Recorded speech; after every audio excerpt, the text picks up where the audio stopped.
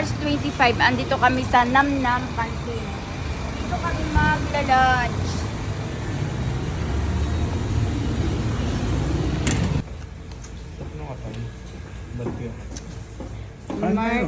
March 25, eto, dito kami kumakain sa Lingnam.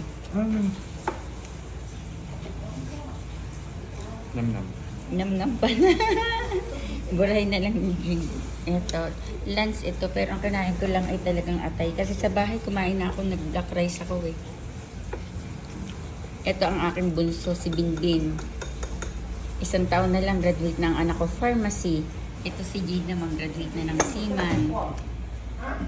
March 25, eto, dito kami kumakain. Kasama ko si Binbin, tapos si Jade, and my bossing. Ito yung mga pagkain namin, dami. Dito kami nag-lunch.